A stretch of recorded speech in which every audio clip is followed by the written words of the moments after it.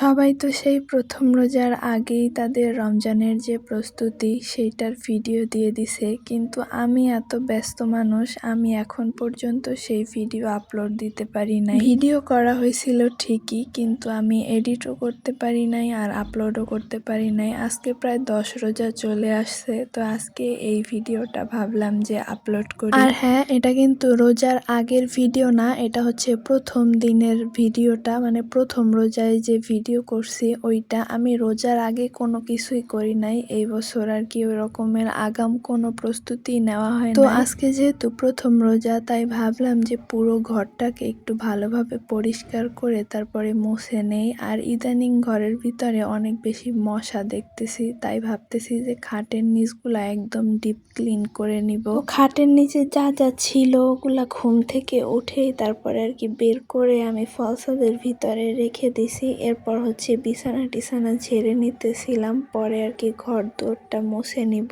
এর জন্য। আর রোজা রেখে এই কাজগুলা করা কিন্তু অনেক বেশি কষ্টকর। তো আমি পুরো ঘরটাকে সুন্দরভাবে ঝাড়ু দিয়ে নিয়েছি, এরপর আর কি ঘরটাকে মুছে নিতেছিলাম। আমি আমার রুমটা আগেই মুছে নিছি, এখন আমার এই শাশুড়ির রুমটা মুছে নিতেছিলাম। আমার শাশুড়ির রুমের থেকে আমার রুমটাই বেশি ময়লা হয়েছিল, কারণ আমার রুমের খাটের নিচে অনেকগুলা ভাঙাচোরা টাইলস রাখা ছিল, আর তার ভিতরে অনেক বেশি ময়লা জমে গেছিল, যার জন্য মশা হয়ে গেছে। তাই সেগুলাকে সরিয়ে তারপরে সুন্দরভাবে ঝাড়ু দিয়ে সবকিছু আর কি মুছে নিছি। আর এই তো আমার ঘর দুয়ার গোছানোর পরে ফাইনাল লুক অনেক বেশি সুন্দর লাগতেছে। যদিও আমার ঘরে তেমন কিছুই নাই, তবে যেটুকু আছে তাতেই আলহামদুলিল্লাহ, এতেই আমি অনেক বেশি খুশি। আল্লাহ চাইলে এর থেকেও অনেক ভালো কিছু হবে ইনশাআল্লাহ। সবাই আমার জন্য দোয়া করবেন, আমি যেন আমার এই ছোট্ট ঘরটাকে আরো সুন্দর করে সাজাতে পারি। আর এই তো এদিকে আমার শাশুড়ির রুমটাও কিন্তু গুছিয়ে নিছি। আর হ্যাঁ, আমাকে একজন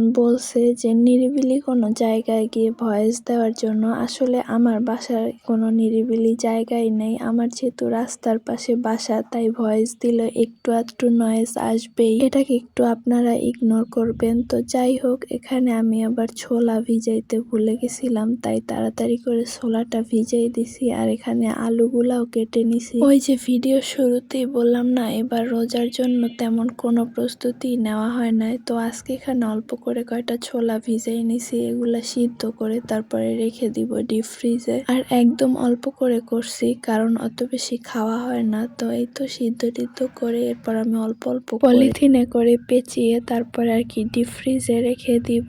ইফতারের আগে আগে ভুনা করে নিলেই হবে। এরকম করে কে কে করেন অবশ্যই কিন্তু কমেন্ট করবেন। আজকের ভিডিওটা এই পর্যন্তই, সবাই ভালো থাকবেন, সুস্থ থাকবেন, আর আমাদের জন্য দোয়া করবেন। দেখা হবে পরবর্তী কোনো ভিডিওতে। আল্লাহ হাফেজ।